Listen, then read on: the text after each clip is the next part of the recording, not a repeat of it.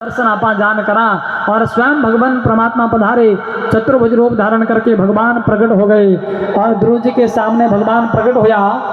पर ध्रुव जी तो आंखें बंद करी, भगवान की भक्ति में मस्त है और भगवान विचार करियो कि मैं आयो और टाबर आंखें को नहीं खोले तो बच्चा में दर्शन देऊं की कर।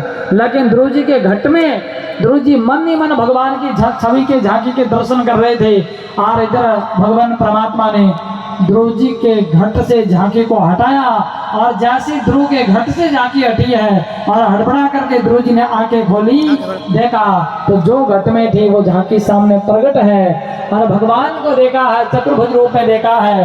तो ध्रुव जी भगवान को देख करके मुस्कुराए और भगवान भी ध्रुव जी ने देख प्राण मुस्कुराया, मन ही मन मुस्कुराए। साथ दोनों एक दूसरे को देख रहे हैं पर ध्रुव जी कुछ बोल नहीं रहे और भगवान भी की कह नहीं रहा है। भगवान विचार करियो कि मैं देवनी तो चाहूँ पर देऊँ कहीं और की मांगे तो देऊँ, कुछ बोलता ही नहीं, मांगता ही नहीं तो फिर दे क्या।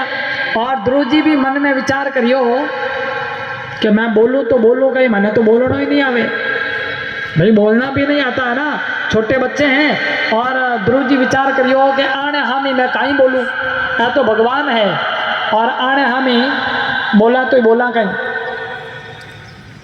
अब देखो दोनों एक दूसरे को देख रहे हैं, पर आखिर में भगवान समझ गए कि ध्रुव बोलना तो चाहता है पर ध्रुव जी के अंदर वेद वेदांत का ज्ञान नहीं है। तो तुरंत भगवान परमात्मा ने अपने हाथ में जो शंख था और वो शंख ध्रुव के गाल से लगाया और ध्रुव जी के अंदर वेद वेदांत का ज्ञान आ गया और ध्रुव जी बोले तो बड़े अद्भुत बोले हैं। अब तो वेदांत से ध्रुव जी ने भगवान की स्तुति की है और भगवान परमात्मा की बढ़िया स्तुति हुई, प्रार्थना हुई, भगवान बड़े प्रसन्न हुए और भगवान कहो कि बोलो बालक बेटा क्या चाहिए, जो तू मांगेगा सो मिलेगा।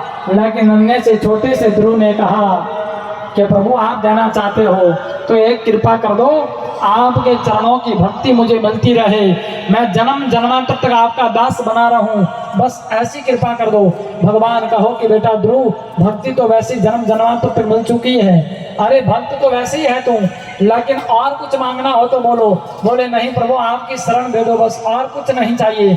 भगवान ने कहा तथास्तु। और आखिर में भगवान विचार करियो कि ध्रुव जी के मन के कोने में एक इच्छा यह भी छुपी है कि कभी न कभी सुरुचि की गोद में, सुरुचि के सामने उतानपाद की गोद में जाकर के जरूर बैठेंगे। ध्रुव जी के मन में इच्छा थी कि जिस सुरुचि ने मुझे उतारा है राजगद्दी से, उसी सुरुचि के सामने उसी राजगद्दी पर बैठ के दिखाना है, क्योंकि आखिर में था तो क्षत्रिय ना, क्षत्रिय का खून है। तो चैलेंज कर दे साहब, सिर कट जाए परवाह नहीं, लेकिन लड़ेंगे भिड़ेंगे, कोशिश करेंगे।